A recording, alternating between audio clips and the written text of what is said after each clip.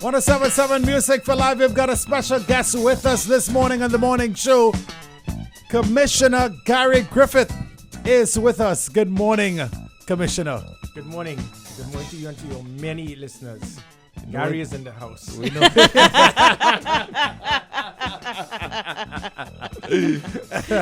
Just got there trying to take away my sobriquet already. Next thing you know, you want to work on Vinyl Mania on Saturday. Ojo. Great to take time off of your busy schedule to be with us today. We know you've been busy making rounds on television and on radio. Busy at Carnival time and busy even outside of Carnival. But let's get straight into it. Some of the questions that we've asked somebody call us a call in and Sure. Ask you. You were once Minister of National Security. Was it difficult at that time to be able to get law enforcement to do what you wanted as far as crime in Trinidad and Tobago? Yeah, no, definitely. The Minister of National Security, he has a line and in the sand there, and you can't cross it. His line has to do with dealing with policies. The law enforcement agencies and the defense force, they have to deal with the operations. So you can't get involved and infringe on their role and function. Having said that, I think I made the most of the opportunity as the Minister of National Security to instill policies, and because through proper policies, it could assist in the success of operations. Right. So, and I dealt with it with trying to see I could look at different methods to improve the effectiveness of the Trinidad and Tobago Police Service in particular, and other arms of the protective services dealing with border protection, intelligence gathering, and so forth. Now that I'm Commissioner of Police, it is a different ball game. Now I'm in uniform rather than a suit more often.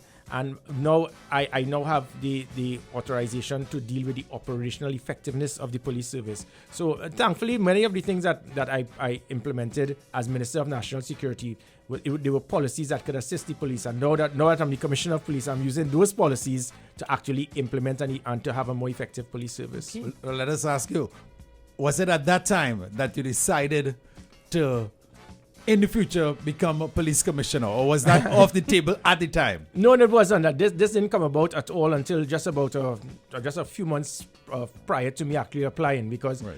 I didn't think at that time there was always the perception that to be a police commissioner you need to be a police officer. Right. It's Yes. only that Yes. thankfully that we realized that Trinidad and Tobago, we started looking at international best practice, where on many occasions the person who is the commissioner of police is not a police officer. In fact, in NYPD, the commissioner of police must not be a serving police officer.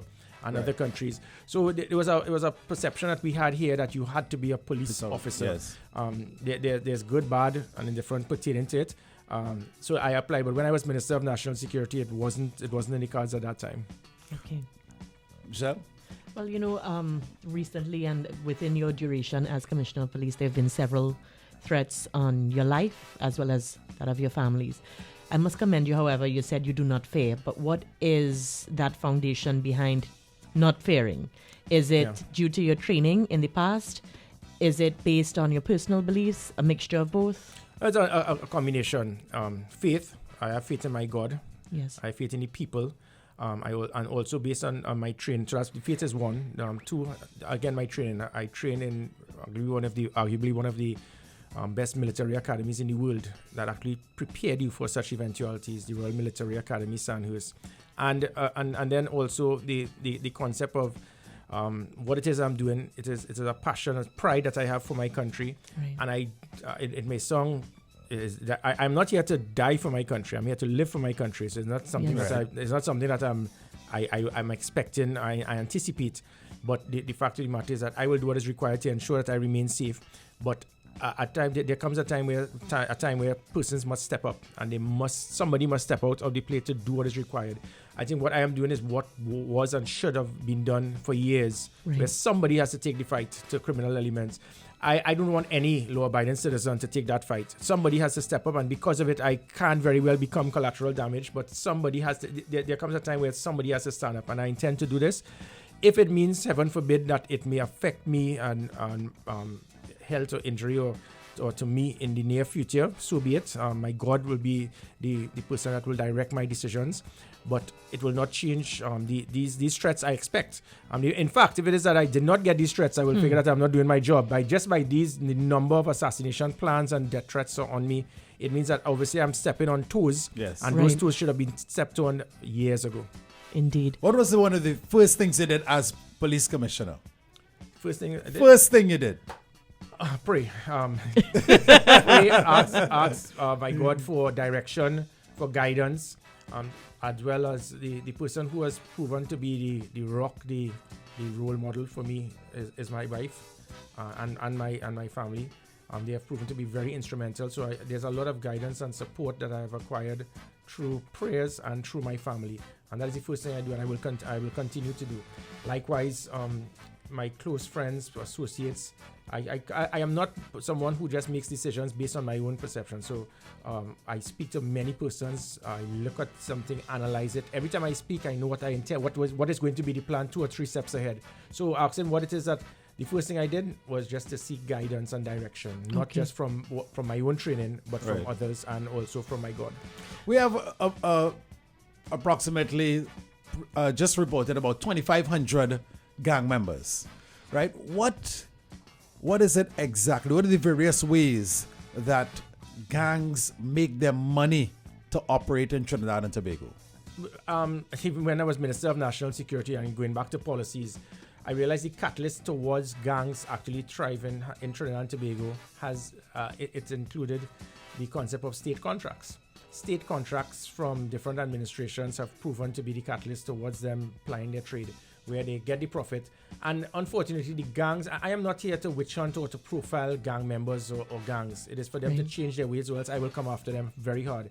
Because, for example, a gang leader will get a contract to hire 100 persons, and 95 of those persons, their names will be Elizabeth Taylor, Matt Dillon, Roger Moore. So you'll have 95 ghosts and probably hire 5 persons. So you make hundreds of thousands of dollars net profit per month, and you use that not towards developing your community, to deal with the infrastructure, assisting young persons to get school books, education, health, things that may be affecting those impoverished communities and those hotspot areas. No, instead they use the profit to purchase gold from their wrist all the way up to their shoulder, have swimming pools, and when you go into these places, the type of the things that you see in the homes of these gang leaders, these community leaders, is more than what any of us here in this room could afford.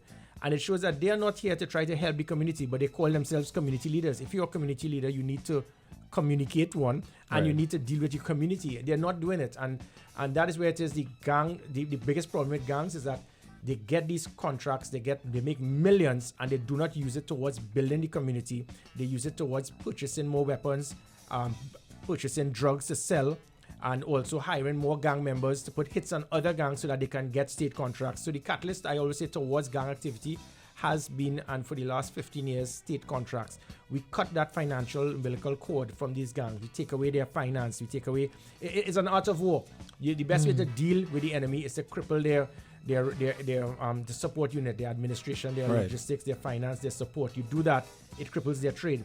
If it is that they get state contracts, they are able now to purchase sometimes even more sophisticated weapons than the police. So I will always operate as I did as a minister, and as I do now. The best way to deal with gangs is to cripple their economy, which, as you ask, how it is they thrive, it is through state contracts. So you mentioned, guns and drugs. You hear so many people talk about how guns get in to this country, and many myths. What is the truth? It is twofold. We speak. Everyone speaks about the Venezuelan border and its easy access. Right. That is true, but I don't put all the eggs in the Venezuelan basket. There's a strong, based on information, it may not just be from persons entering our waters illegally through the illegal ports of entry. It is also the legitimate ports of entry. I cannot understand, as the Commissioner of Police, we have the type of technology at the ports that is not being used with the scanners and so forth. It must be used. And I again, this is where it is. I ask the public, the same way it is, I've had my little constructive clashes with the media and the Law Association and politicians.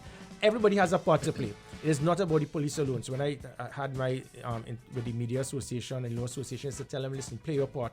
The public, you know how to play your part? Start putting pressure on those who can and have the authority to make things happen.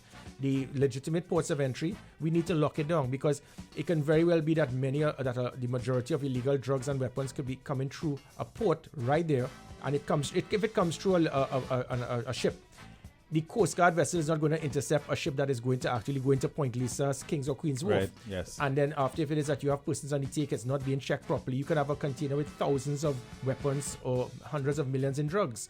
So as much as the police, we are doing our job, we will seize over 1,000 firearms per annum. That could come in one night on one container. So that is the element of the legitimate ports of entry. As it pertains to the illegal ports of entry, there's a very good working relationship we have now with the Defense Force and other arms of the protective services. I have to do my part. I do step on toes. There's the strong perception on the Southwestern Peninsula where they say police officers have turned a blind eye to it.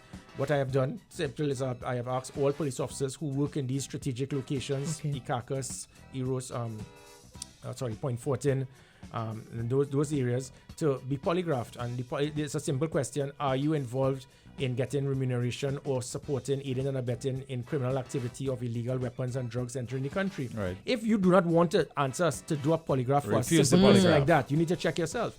And I wouldn't have the authority to remove individuals. What I could fire them, I could reassign them, which is where I speak about what I'm trying to do is to have police officers looking at it to be on contract, because there are several police officers that need to be fired. They can't, because you can't fire people based on intelligence, and if you fire them, then they will take legal action on you. But there are certain police officers that we need to sift out, because what I'm trying to do is to clean up the police service. That will play a big part towards us protecting the public.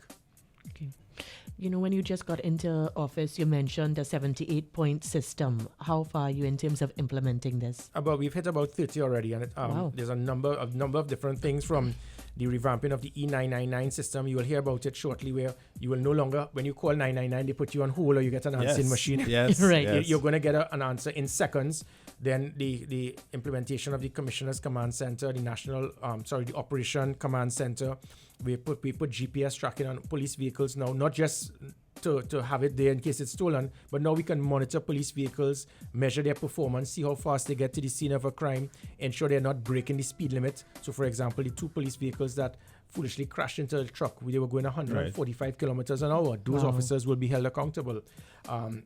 We have systems now to have vehicles stay in their area of responsibility. So when there's a 999 call, the Operation Command Center, it's what we see things in movies and people keep saying, why we can't do it here? But it is being done here now. Right. Where from the call, if there's an incident in front of 107 FM and somebody makes a 999 call, the Operation Command Center will see all of the police vehicles in closest proximity to that place, and they can have an immediate response. So you have a lockdown, for example, the Western Division will have 9 police vehicles 24 hours a day. Just think it. If you put 2 vehicles in Pity Valley, 2 in Diego Martin, 2 in Caranache, 2 in Cocorite, and another patrolling, it means that anytime that you have a call, you can get a response within seconds or a maximum of 5 minutes for most locations. And the same is done for all divisions in Port of Spain. Right. So what I'm doing is a lockdown.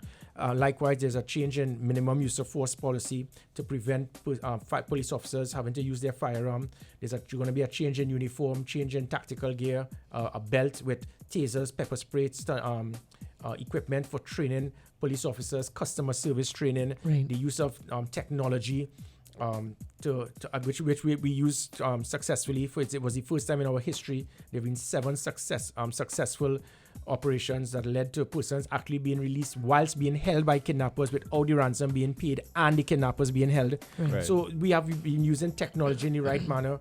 There's going to be a revamp in the customer service training to get police officers to know how to speak to persons, how to deal with the public. Good. The concept is to get the police service. We are going to understand, listen, you all are our employers. We work for you all. We are no longer the Trinidad Tobago Police Force. That name was changed years ago. We are the police service, and we are using that word service to serve.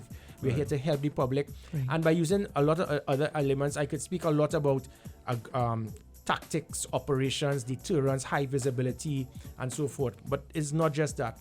As much as I'm very tactical and operational oriented with dealing with law enforcement, I also know the importance of the social aspect where I have been going into these communities in these hotspot areas, speaking to persons.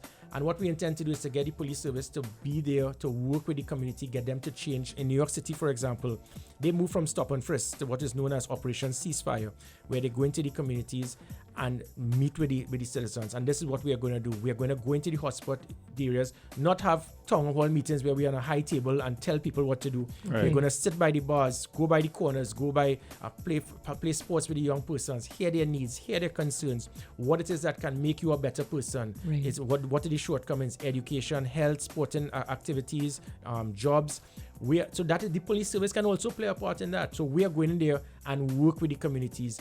I do hope that these gang leaders can also change to become community leaders, because strange enough, as much as these gang leaders, they have proven to be very instrumental in serious crime, they're also very brilliant young men. And when I say brilliant young men, is that for anyone to have the capability to lead an impoverished community, to have hundreds of men follow you and you can lead them to their deaths, it means that they have good leadership skill. Right. But again, Hitler was a good leader as well, if you want to look at it. They need to change their name, they change their style from using their expertise as a leader instead of negative, instead of destruction, into construction, being constructive, into building, developing your community. You don't develop your community by destroying the other communities or killing other persons. Yes. Right. So I want to get them to understand, use your skill, your talent, your leadership in the right manner. So to date, what would you consider one of your great successes since picking up office? My objective is twofold. It is to reduce crime, but also to take away the perception and fear of crime, and to bring in that four-letter word that I think the country lost for far too long, which is hope. That audacity of hope. Many citizens felt that, listen, we had given up. Everything with us was just being negative, from our national football teams to how we see crime to how we see everything in life. I am trying to get Trinidad and Tobago, and as a police commissioner, you'll say that's not my job, but it is. If it is that people can feel good about themselves, feel safe, feel comfortable, feel secure, that is part of my job. So my job is not just to reduce crime, but to take away the perception and fear of crime. In New York City in the mid-90s, after Rudy Giuliani, Bill Bratton, Bernard Kerik, there was a transformation where there was New York City was one of the most crime-riddled Yes, that is true. cities in the world. Yes. Police officers were known as pigs. Within 2 years, the police officers they became America's finest. There was a reduction of homicides by 53%, serious crime by 67%. I have signed an MOU with the NYPD to work with them to see what can be done, and it had a lot to do with gang activity as well. But the fact of the matter is that even though crime was reduced drastically, the citizens there still did not feel safe. So they realized it. Then listen, it's not just about reducing crime and statistics. It is taking away the perception and fear of crime. So even though the first 8 months last year, there was a 16% or 18% increase in homicides. It reached a point that in July there was a 53% increase in homicides in comparison to 2017, which meant that at the end of July, we were setting ourselves over 700 homicides per annum. When I got into office, I had to work fast. There's a lot of low-hanging fruit I've done. There's a lot I need to do over the next few years to transform what has caused a stagnation in the police service for decades. But there was a 18% I think reduction in homicides in the last 4 months last year in comparison to 2017. Good. This year there's been a 18 or 20% reduction in homicides in comparison to the same period last year. But that is irrelevant to the public. I don't speak about that. Sometimes before commissioners and others will say that there's a decrease in the increase in crime, and there's a 0.093% in serious crime. And people are like, what are you talking about? They want to see it and believe it. They want to feel it. And that is where, feel it. and through the concept of the emergency response patrol, the revamping of the highway patrol, the E999, the establishment of the special operation response team, covert operatives unit, having an air unit with drones, using technology. People looking at everywhere you turn, you see a vehicle, you know how police officers speak to you, how they talk to you. People, I think the perception and fear of crime has reduced, but we have a very long way to go. I don't see it as success, I see it as we are going in the right direction. You're on the road. So let me say this. Of course, a major concern for citizens. I witnessed a crime. The perpetrators had firearms. People, from what you have heard, they have said that these guys are dangerous. If you go and make a report on them and you said that you saw, they would want to knock you off. What is there to take that fear out of someone to be able to report a crime, and while things are being put in place to deal with it, whether it's in the courts or whatever it is, for me, the citizen, to feel safe after making that report that no one is going to retaliate. I mean, it may even be something that happened to me myself, Sure. but I'm afraid for my family, my wife, my children, that someone is going to, hurt them because I made this report. No, you're spot on. And I have seen it, I've heard it, where persons will go to a police station, report something, and by the time they're walking outside, the person who they reported will come to them and challenge them. It meant that somebody in the police station may have done it. Correct. Let me clarify. You're quite correct. It's something that I state always, that the Trinidad and Tobago Police Service, as no police service, we are perfect. There will always be rogue elements, there will be questionable elements involved with criminal activity. Because remember, we come from society. Our society is not perfect. So say, for example, 5% of our society would be involved in criminal activity. It meant that arguably 5% of the police service would as well. So if you have 50 police officers in, say, 4 road station, it means that you could get 2 or 3 that will be on the take. And again, so with that, the public, there was always that fear, which I understand, and it is justified. It is a fact. We can't deny it. What I am doing is putting systems to actually extract police officers who I know have been involved in questionable activity, aiding and abetting and supporting criminals. And I am sifting the sheep from the goat. Having said that, back at the ranch, just a simple quick fix of the low-hanging fruit of I asked the public to call 482 Gary, 482-4279. That has been a system that has been proven to be very effective, where the public, I'm telling the public, if you don't trust all of us, trust me. Give me the information. Now, when people, I get bombarded with immense information that has proven to be very instrumental, that has assisted us in the reduction of serious crime by 27% this year in comparison. From the 482 Gary? Yeah, from information being fed. Because I will then forward it, but I'm not forwarding your number. Right. So I forward the information that you have, where we are able to pick up where individuals are, what they're doing, how it is that they're operating, and we take that information, we monitor the individuals, and then we apprehend. So it has proven to be very effective. It would continue, but again, sometimes I'm bombarded with that number, with people still trying to call. I can't answer hundreds of calls per hour. It reaches a point where I will get messages. A man said his wife is holding him. If I could deal with it, I got one last week. That they have 2 fowls in his neighbor's yard. That the fowls keep making noise 4:30 every morning. He needs my help. So yes, he had 11 Julie mangoes on his tree when he got up this morning. He had 9. So I am not a superhero. Yeah, the double G don't do it. But you have said you're a superhero. You said super G. So I do ask the public, please give me information to assist me in solving crime. Not so much about the fowls making noise in your neighbor's yard and so forth. But there's also another element. I am getting international expertise. One thing, I may have a lot of knowledge in dealing with law enforcement, but we are not perfect. We need a lot of assistance, which is what I'm getting from our international allies. I'll give you a quick example before we move on. The Metropolitan London Police in London. What they're doing now is actually have something online, which is what I'm going to set up shortly, where instead of the public having to go to a police station to report a crime, you go online and you report the crime. So by going online, we will be able to immediately feed the information to whether it is the fraud squad, cybercrime, child pornography, whatever.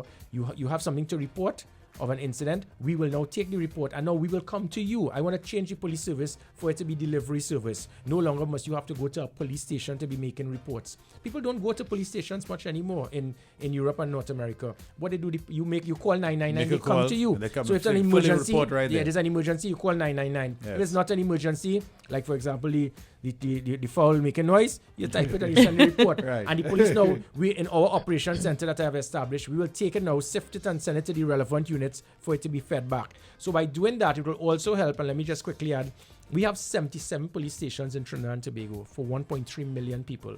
Again, using New York as an example, they have 71 to deal with over 13 million. We have become very police station heavy, and there's a reason for that. Politicians, we love to build a police station. Every corner you build a station, you could cut a ribbon and you feel you'll get votes. It has affected us. It has affected us to the point that by 77 police stations, I need about 30 police officers to man every station based on, because you need 10 police officers at any shift. Multiply by 3 shifts, 30 police officers. I lose 2,000 plus police officers out of my 6,000 plus constantly just to guard a station. That is not required. So I am changing the whole restructuring of the police service. I want my police officers to be out there doing policing. I do not want them to be guarding stations. I do not want them to be in administrative departments in human resource finance.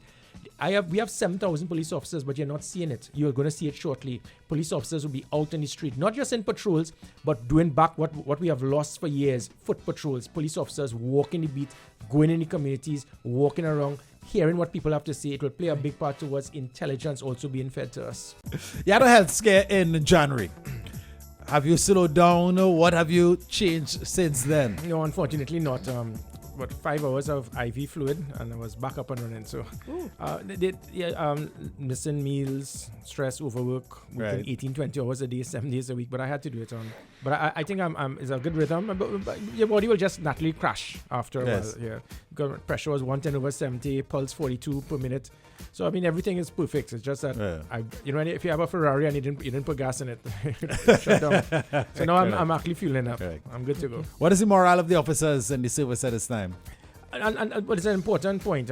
My job as much as possible is to build the morale, get that motivation, let them understand that I'm not here just to lead. As I said, I'm also here to serve.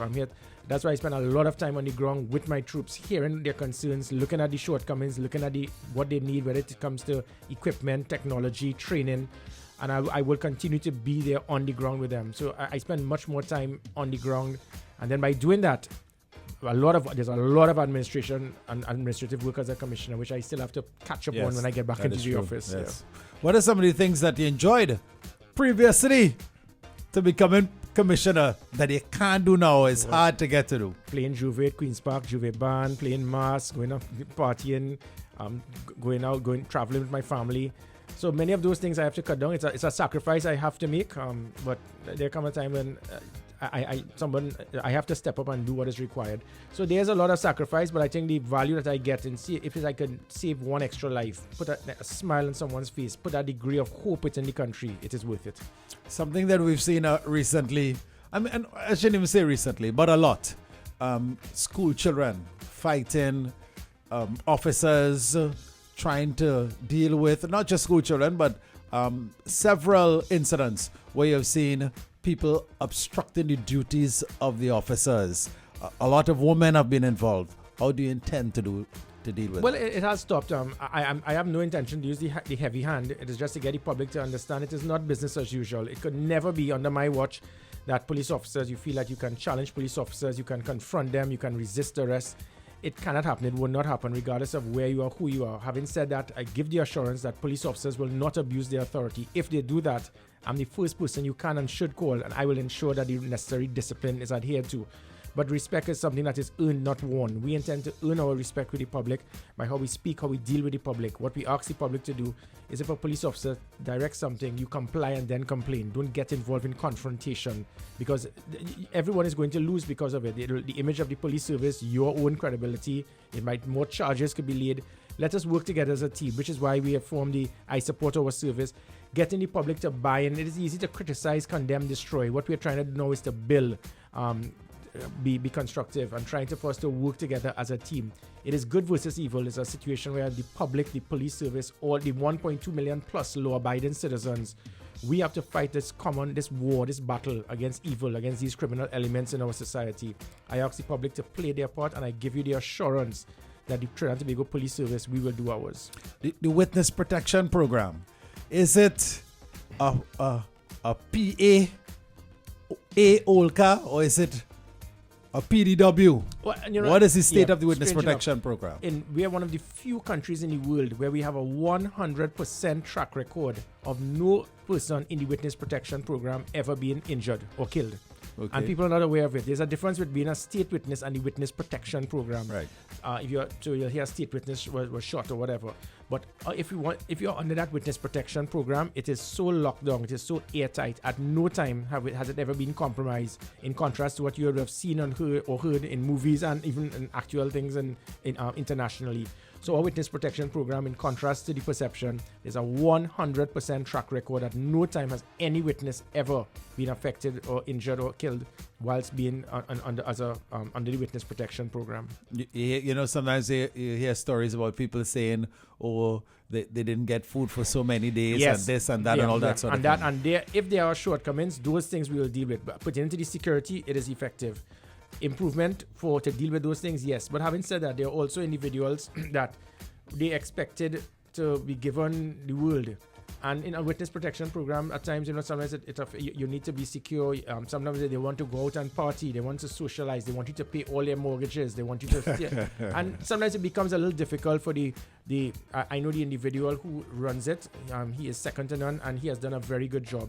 We do need to improve those elements, because when you're in the witness protection program, you want to make sure you have a peace of mind to know that your bills are being paid and so forth. Yes. So those things also we have to take into consideration. I agree with you. Michelle? Okay. Well, you mentioned briefly, in terms of what we could do as citizens, but let's go a bit further into that in terms of how we as citizens can now be active participants as opposed to just passive spectators when it comes to the war on crime. Yeah, definitely. Yeah. And it goes with citizens. I mean, even when they had this fete a couple of weeks ago, Soca Fete, I mean, I looked over and it looked like everybody was drunk. And strange enough, in the roadblocks, that there was just not one person was active. Well, we get one person that was driving under the influence. It shows that people are adhering to their responsibility, and it is a big change now. Sometimes the police, when they started being upset, certain officers, we don't have enough people being charged for DUI. We don't have enough people being charged for speeding. And then I said to this, I said, you all realize it doesn't mean that because the officers are not checking. It's because the citizens are now adhering to their responsibility. Yes. Right. And that is good. So we are on the right track, where citizens are now starting to adhere to their responsibility. And again, by they doing that, law-abiding citizens, that's all you need to do. The second thing you need to do, if it is you can, is to give us information. That's all. We do not want vigilantes. We do not want you to be coming forward in the battle. We have a war there. And I say a war with the type of weapons that some of those gang members have. And we will easily win that battle. Yes. Right? We have numerical superiority. We are better trained. We are better in tactical maneuverability. But when it comes to dealing with the war on crime, all I ask the public is to be safe, feel safe, adhere to your responsibility as a law-abiding citizen, and just to give us two things: information and the chance for us to prove our worth to you. Are you do you think one of your biggest problems, and do you think you're getting a positive change with it, the way officers speak to people? Definitely. I am working closely with the Police Complaint Authority, whereby it's just like crime. Crime is a product of opportunity. If persons feel that there are no consequences, they will act like this. Yes. I experienced it on a few occasions between when I was a minister to commissioner, by certain officers being very arrogant and obnoxious. And you have to know how to speak to people. And again, that's why I referred to the mid-90s. There's a powerful customer service training that I'm doing with police officers, and people are actually seeing it. When you're actually stopping persons now on the spot, and you're actually asking if you have your driver's permit and so forth, and you're being rewarded now, where we are rewarding citizens for doing good. All of that is part of the campaign to get persons to understand the police service. We are changing our image. The whole uniform is going to change as well. So it's the uniform, the way we approach the public, how we speak to you, how we deal with a situation. There's going to be a change. There's going to be a badge that you're going to have with the number of the police officers, so there's a degree of accountability, and a degree of professionalism. So that, I assure you, and people have started seeing it. They started seeing the way police officers, and again, it goes both ways. Now that the public is trusting and believing in the police are feeling more comfortable with the public. Right. They're speaking in a better manner with the public, vice versa. And now the members of the public, when they see a roadblock, they're not, oh gosh, them again. Now it's like, oh, I hope it's a roadblock that is going to ensure I get a Marshall Monday ticket. Michelle, anything you want to add? Definitely.